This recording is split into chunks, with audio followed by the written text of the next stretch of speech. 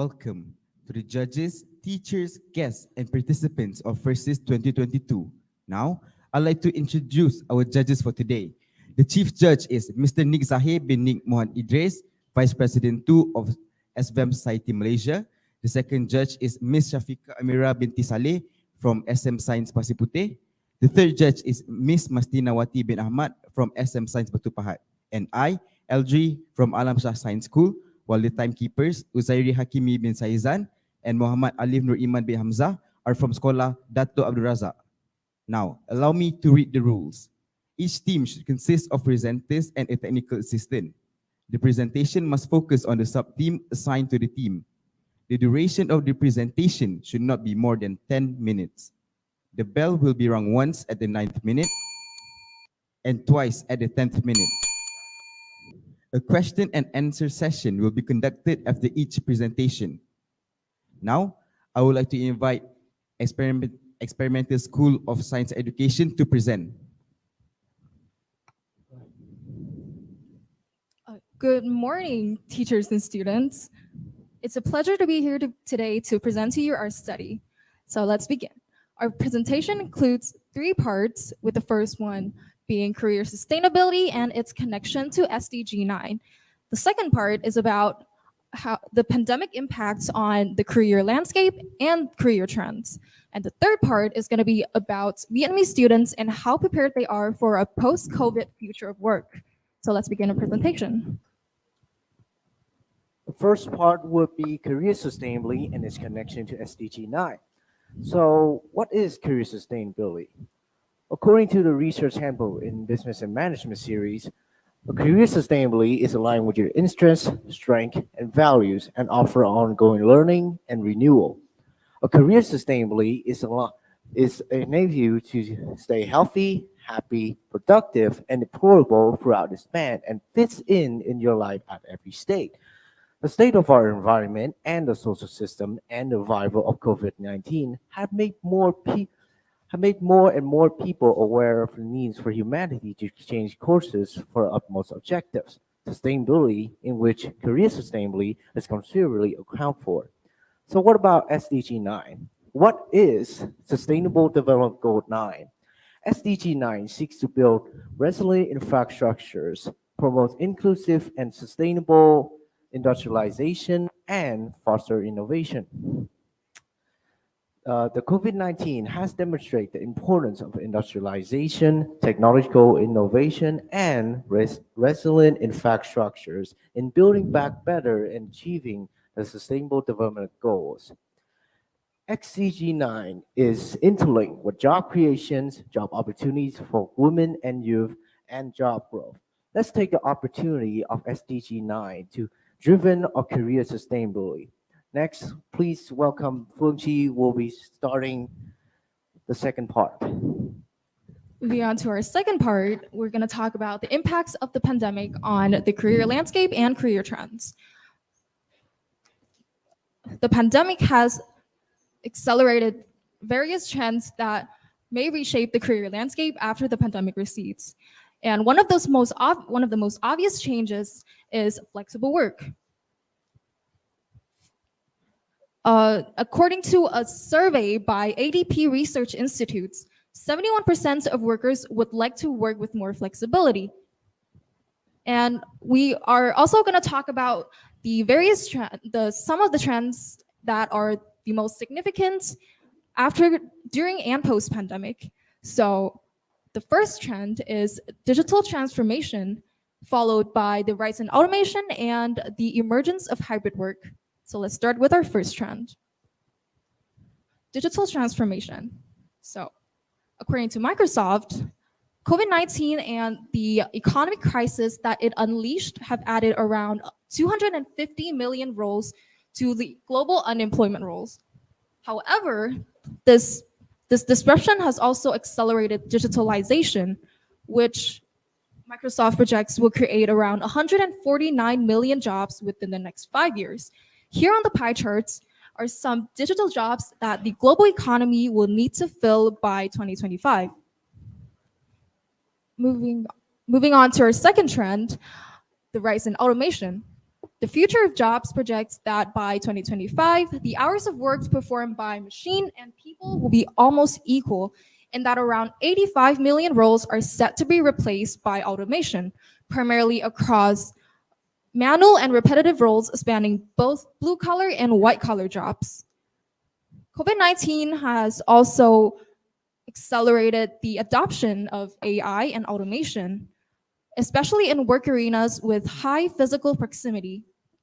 Data scientists, robotic engineers, AI and machine learning specialists are predicted to be some of the most in-demand roles within the next 5 years. Moving on to our third trend, the emergence of hybrid work, which is perhaps one of the most significant trend during and post-pandemic. Hybrid work has shown efficiency, even though it only began as an alternative to restricted on-site work. It has shown efficiency as it creates a better work-life balance for workers and allow them to work with more flexibility. According to a survey by McKinsey, as you can see here on our slide, prior to the pandemic, two-thirds of employees interviewed preferred working fully on site. However, as of now, half of those interviewed say that they would like to continue hybrid work in the future, while only 37% still wish to work fully on site. Let's move on to our third part. In order to in order to grasp whether students in Vietnam have been well prepared for post-COVID future of work, our team conducted a survey and research sources.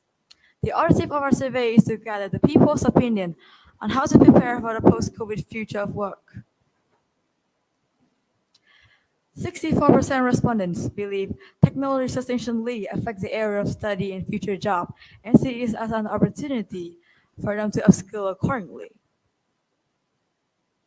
Out of other crucial skills such as language, problem solving, creativity, and analysis, 78% respondents indicate that learning and digital are the most relevant skills for their future career.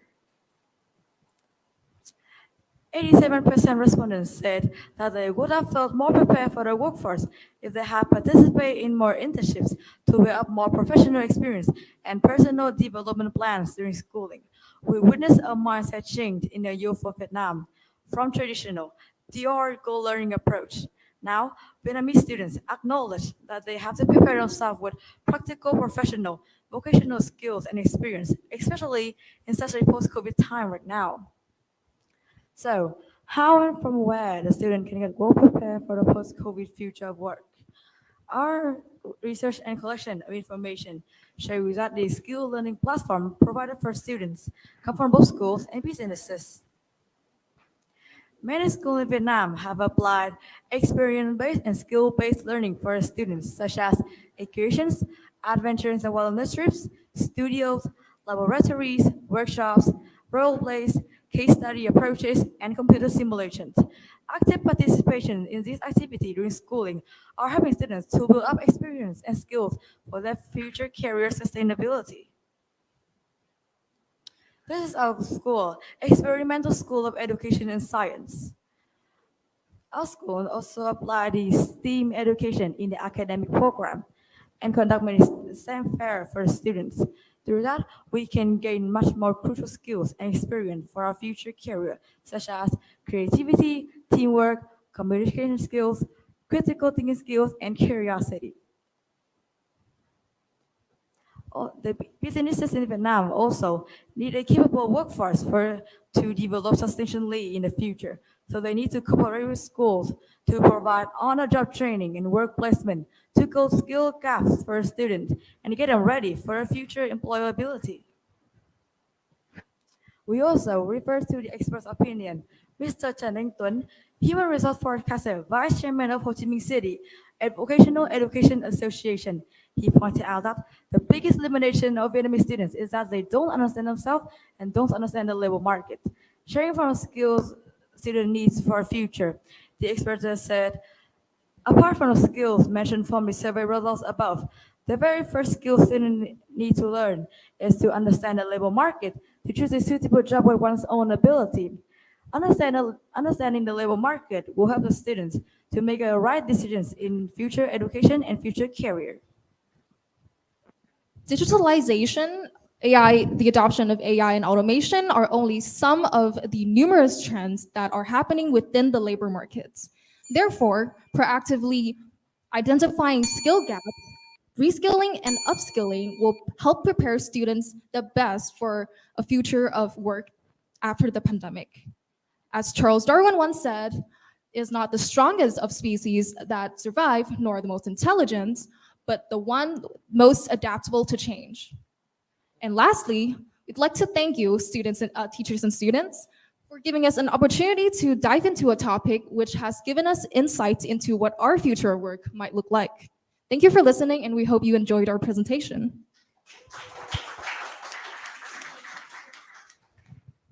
Now, I would like to invite the audience to ask questions. A maximum of 2 questions can be asked.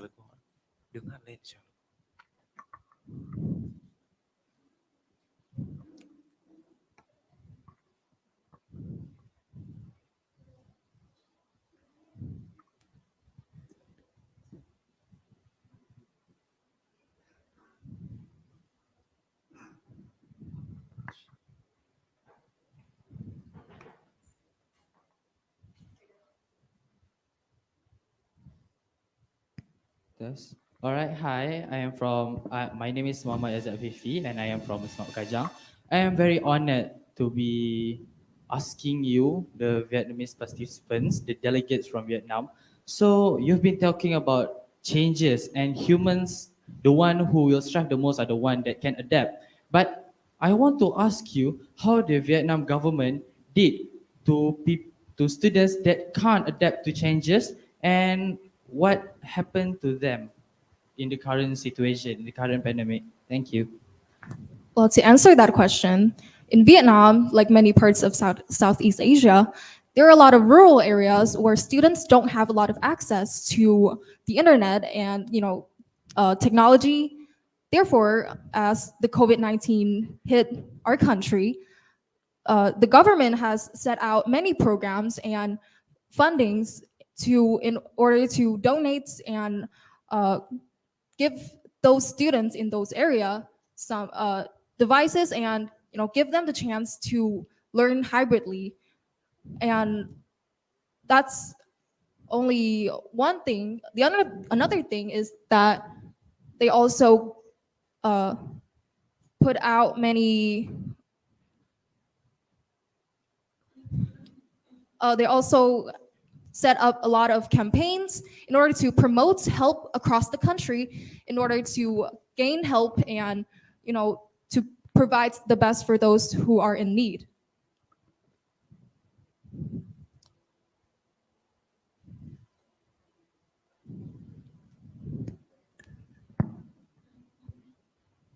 I have another question. I think when you began presenting us the outcome of your research, the survey, I think what I saw, you showed the response to the question where how students think that the current curriculum prepares them with for the job for later years of working, and the response that was found was almost 50-50. So half agreed that it helps and it prepares them, while the other half believe that it is not helpful much in terms of preparing them for work later. But then you presented to us that your school, especially, has actually devised several wonderful programs that are very helpful in terms of preparing students with, the skill sets and whatnot. So could you brief us a bit more on why do you think half of your respondents believe that it is not very helpful for them? Thank you. In my opinion, I think the subjects technology affects a lot in their subject, while the half others think that the technology doesn't affect their future career because they haven't have a lot of contact with it. A school is divided into two groups. One's working a lot with technology, and one while the other ones don't. So I think we survey more than 1,000 people in a school. So I think it's divided into these two almost perfect habits.